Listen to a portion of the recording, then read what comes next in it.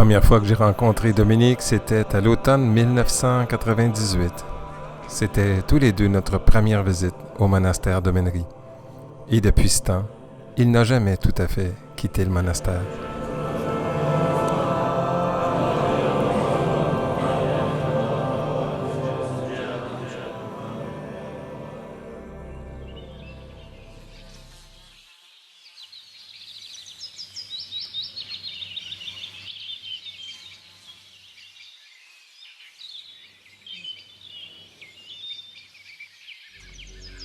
Tu peux peut-être commencer depuis le début. Tu faisais quoi à Paris? Et après, comment tu es arrivé ici finalement?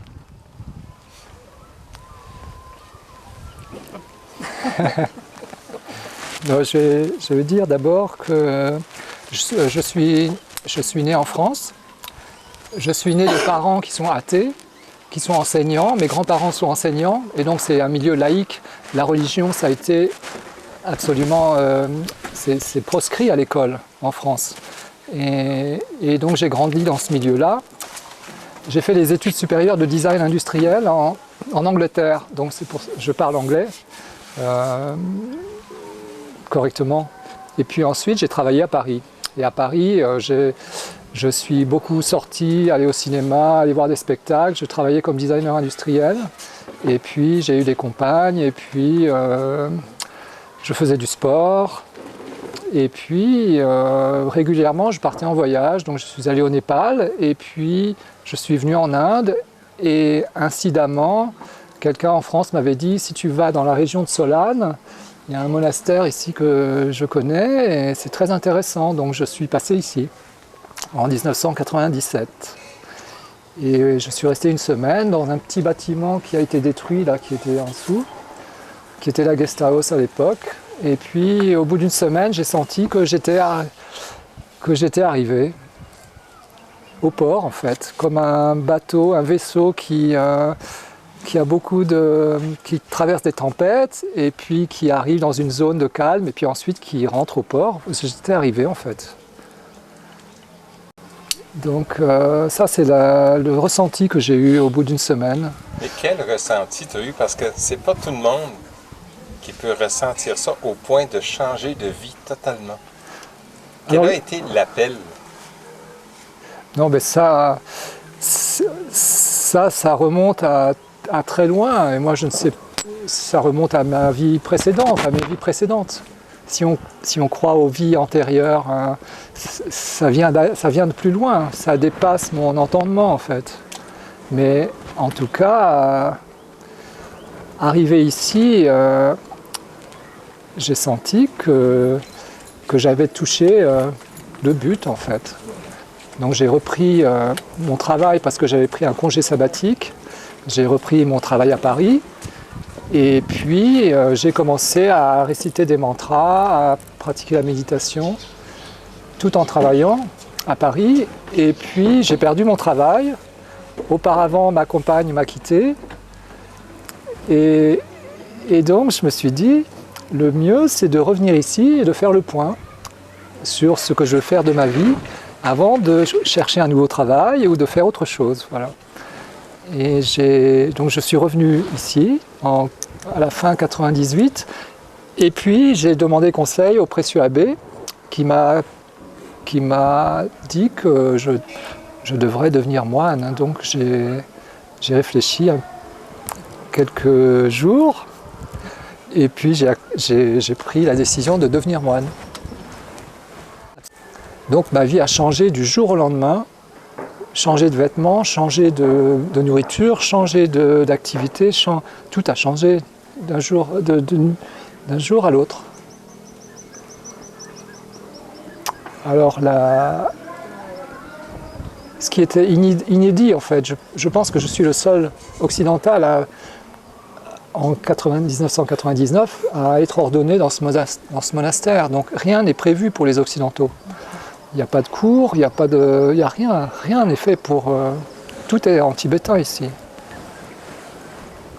Est-ce que tu as eu une période de découragement au départ, de dire c'est un mauvais choix, j'ai froid? Ah ben j'ai froid, j'ai faim, j'ai j'ai mal aux genoux, j'ai mal parce qu'on est assis en tailleur. Donc j'ai souffert physiquement, j'ai souffert, mais je n'ai pas regretté mon choix.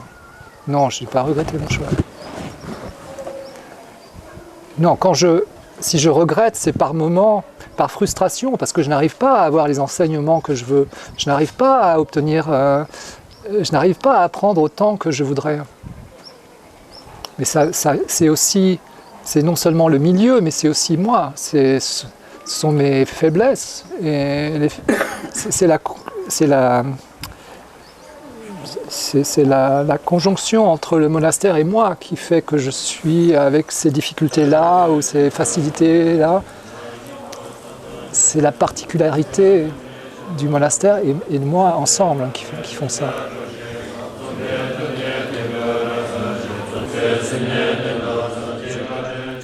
Depuis plus de 14 ans, je me rends 2 fois par année au monastère. Dominique est souvent là. Il doit quitter le monastère de temps à autre pour remplir les formalités de visa de l'Inde. Il est devenu un ami au cours de ces 14 dernières années et lorsque nous pouvons compter sur sa présence, tout le groupe vit une expérience bien spéciale. Il nous raconte à chaque fois qu'est-ce qui s'est passé dans la dernière année de sa vie monastique.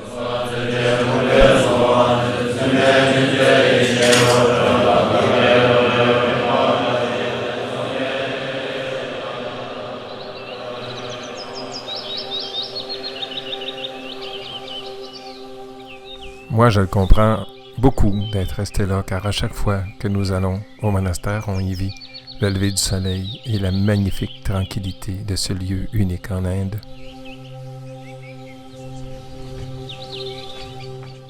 Dominique vit dans une simplicité absolument extraordinaire et nous avons tous envie de l'imiter un petit peu.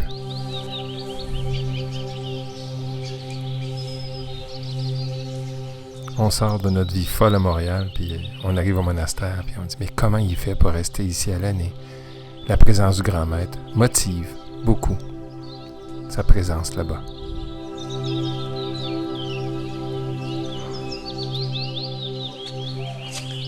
À tous les matins, vers 7 heures, les moines attendent la présence du guéché, le grand maître, pour y recevoir la bénédiction. Ils sont des centaines, moines, lamas et enfants, à attendre ce moment unique de tous les matins que la vie crée chez eux pour y recevoir donc l'eau sacrée.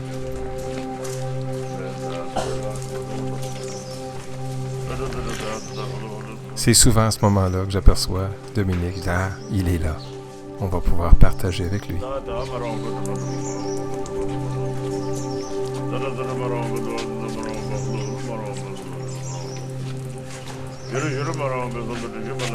Dominique voue une admiration sans borne pour le maître.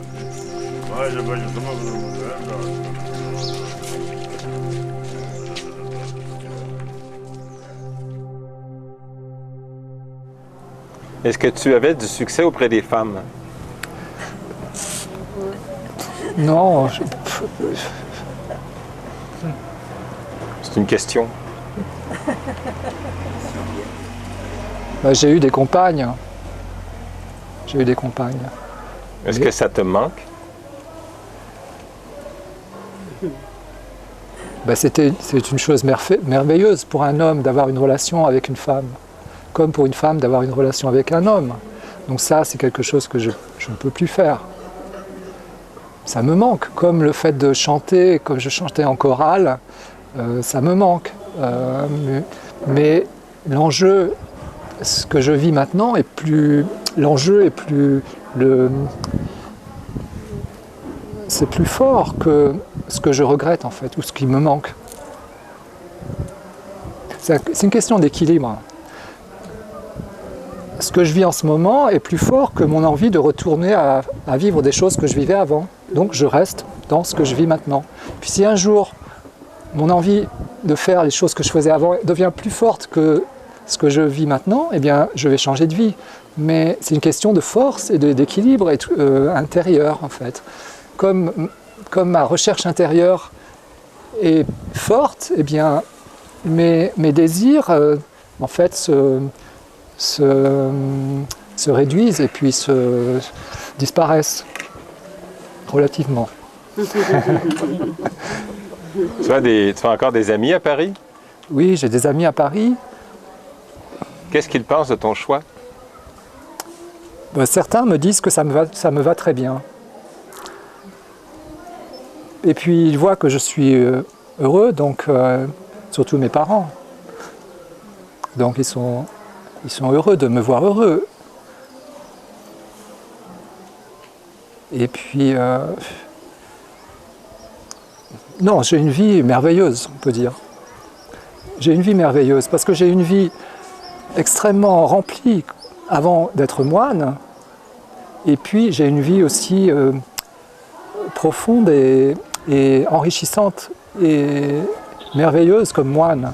Parce que je vis des choses que je ne pourrais pas vivre. Sinon, là, je suis avec vous, je parle, mais ça, je ne pourrais pas le vivre si je n'étais pas moine.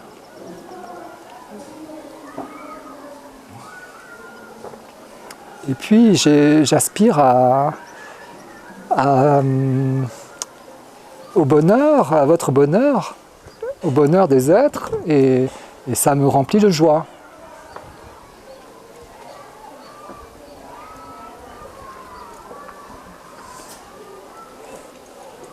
Et chanter, tu peux chanter encore quand même?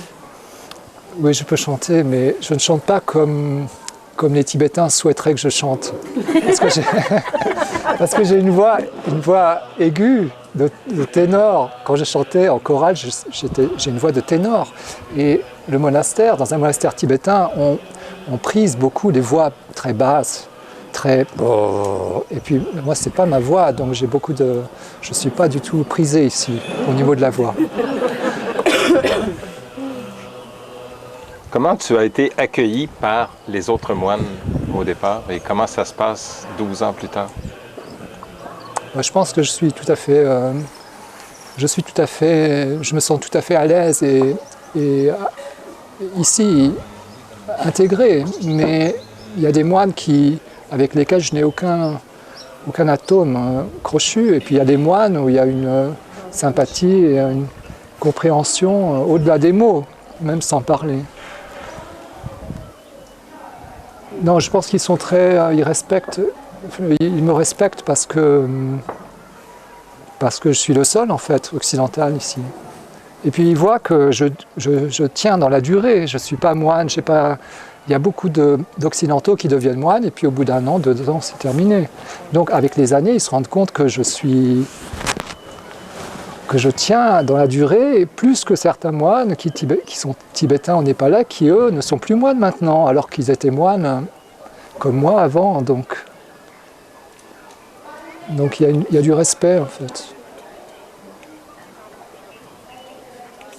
La vie monastique est très très bien organisée et très très efficace et aussi très écologique. Si tous les êtres sur la terre vivaient en communauté de cette manière-là, on dépenserait moins de gaz, pour faire la cuisine. C'est très très bien. C'est un très très bon système de vie en fait, un très bon mode de vie. Et donc la vie dans un monastère, c'est organisé autour des repas et puis des prières avant et après les repas. Ici, c'est un monastère particulier, c'est parce que c'est une université monastique. Les moines sont ici pour étudier pendant 14 ans ou 16 ans pour avoir un diplôme de geshe. Et puis ensuite, ils retournent dans leur pays, au Népal ou au Tibet. Mais je parle très peu tibétain. Parce que ce matin, je comprenais la moitié de ce que disait Rinpoche. Et c'est aussi parce que le monastère ne fait pas beaucoup d'efforts pour m'aider. Et puis moi, je ne fais pas non plus d'efforts, comme le monastère ne fait pas d'efforts pour m'aider, moi je ne fais pas beaucoup d'efforts non plus pour travailler le tibétain. Alors, tu communiques avec eux autres en indien? Non, en anglais ou pas du tout. Ou avec... Tu parles pas la langue? Pardon? Tu parles pas la langue ici? Non, le hindi? Très très peu. Non. Mais non, parce que ici je suis avec des Tibétains. Même si le monastère est dans un lieu qui est l'Inde, je n'ai pas de contact avec les Indiens. Les seuls contacts avec les Indiens que j'ai, c'est quand je supervise les travaux de construction de certains bâtiments et que là j'ai des relations. Je parle avec les maçons et le personnel du bâtiment en fait. As-tu un apprendre désir de mieux être capable de communiquer avec les autres? Non, mon désir c'est de progresser spirituellement. Et c'est ça la priorité. Après, eh bien, progresser en tibétain, progresser en hindi, c'est moins important. Donc je ne vais pas passer du temps à progresser en hindi parce que ça me prend du temps pour autre chose. Donc je préfère passer du temps à pratiquer. Et puis j'ai moins de temps pour le tibétain, j'ai pas du tout de temps pour le hindi en fait. C'est une question de priorité. Et puis je prends pas le temps d'aller à Solane pour faire des courses. Je préfère rester ici et pratiquer, répéter des mantras, faire le tour du monastère. C'est une question de priorité en fait.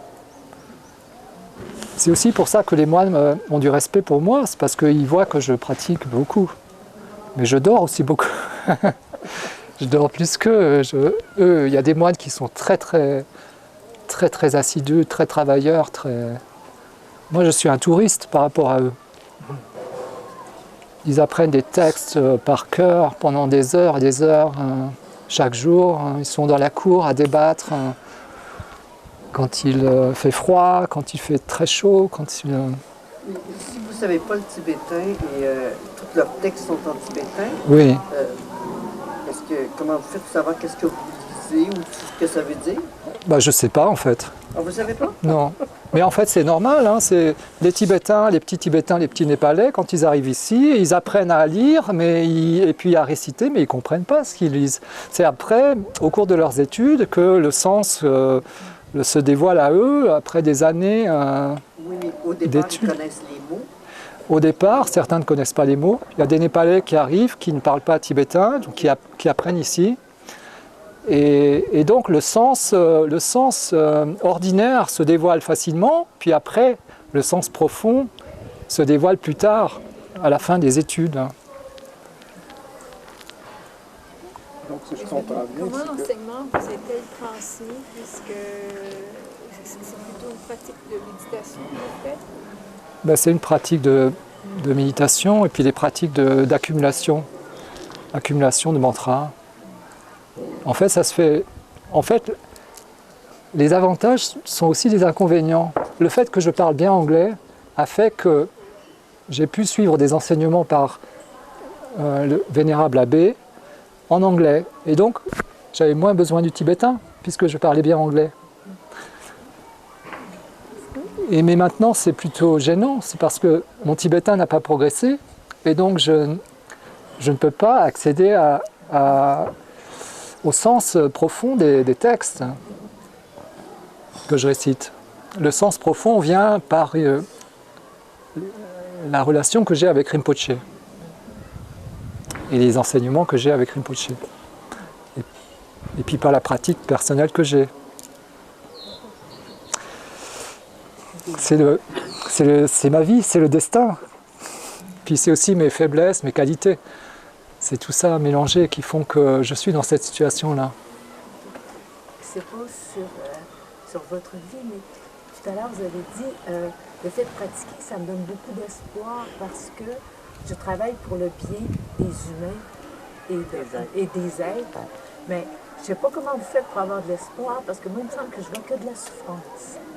Et oui, mais moi aussi je vois de la souffrance.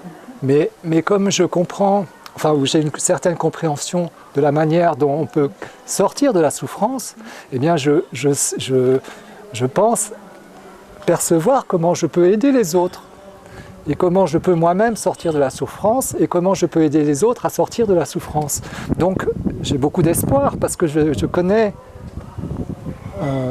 même pas imparfaitement, mais je connais les outils pour sortir de la souffrance. Donc ça me donne de l'espoir et de pouvoir aider les autres. Mais si vous n'avez pas de contact, si vous n'avez pas de contact avec les autres, oui. Ça s'aide de comment ça? Eh bien ça s'aide parce que parfois j'ai un contact, comme aujourd'hui, mais aussi parce que je prie. Donc quand je prie, ça a une influence sur le monde. Et ça, je crois à ça, parce que sinon je ne serais pas religieux, je ne serais pas un moine. Si je ne crois pas à la puissance et à la force de la prière, je ne peux pas devenir moine, ça n'a pas de sens. La vie religieuse et la religion n'ont du sens que si on croit que la prière, même à distance, a un effet. Mais sinon, restons dans le monde matériel. Et à ce moment-là,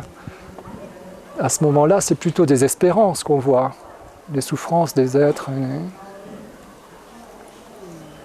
Mais avant, je ne voyais pas tellement la souffrance. Je cherchais le plaisir et puis je n'étais pas tellement allé. Comme j'étais plutôt égoïste, je ne faisais pas attention aux souffrances des autres. Parce que j'étais tourné vers la recherche du plaisir, de mon propre plaisir. La souffrance des autres ne m'apparaissait pas. C'est avec les années que je me suis rendu compte de la nature de la souffrance et que j'ai eu la compassion pour les autres. Mais ça c'est venu avec le temps en fait. À la base, je suis plutôt égoïste. Et c'est grâce à la pratique qu'il y a une transformation qui se fait. Est-ce qu'il y a plusieurs moines qui parlent l'anglais? Oui, il y a plusieurs moines qui parlent anglais. Oui. Mais certains, c'est plutôt l'anglais basique, l'anglais de base. C'est difficile de trouver un moine qui parle un anglais suffisamment bon pour pouvoir parler, échanger au niveau de la spiritualité. Je peux dire qu'ici, dans le monastère, je n'échange qu'avec Rinpoche. Il y a d'autres lamas, mais ils sont en voyage, donc je n'ai pas accès beaucoup à des échanges spirituels.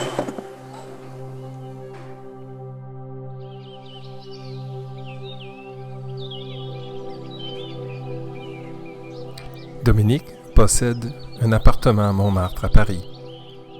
Il est déjà payé. Il le loue et tous les sous de la location de son appartement, et c'est beaucoup d'euros, il les remet en donation au monastère. Il a décidé de vivre dans la simplicité.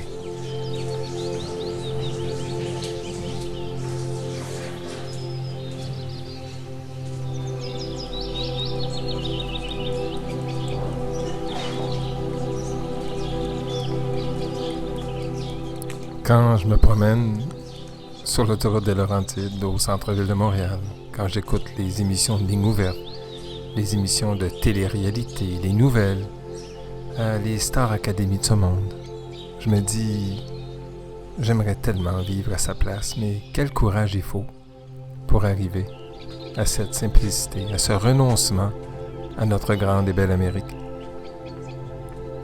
Je n'ai pas trouvé la réponse encore.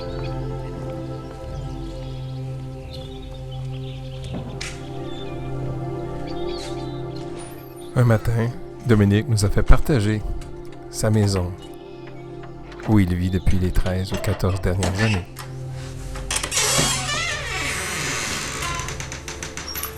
À cette heure-ci, normalement je médite, juste avant le petit déjeuner, à peu près 20 minutes, quand je suis assez en forme pour me lever en avance.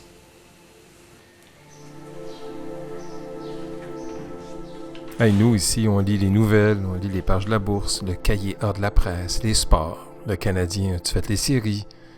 Son quotidien est tellement différent. Des fois, ça me donne le goût d'aller le rejoindre.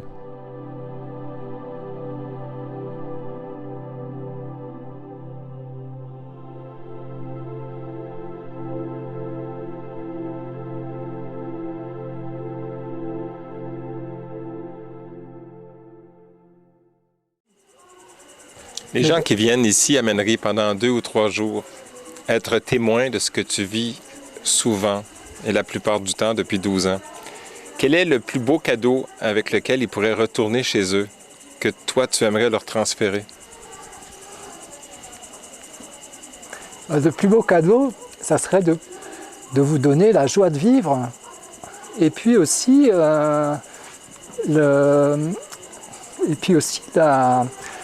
la compassion pour les autres êtres. Et puis aussi cette aspiration à l'éveil, spirituelle. Parce que si vous suivez des enseignements spirituels, vous allez avoir moins peur, avoir moins de désir, vous serez moins malheureux. Et puis, vous allez être en harmonie avec les autres. Vous allez être heureux, vous allez rendre les autres heureux. Et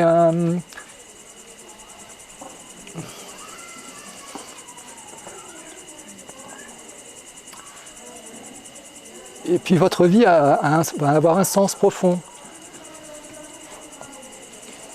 Et puis vous n'aurez pas peur de la mort. Et puis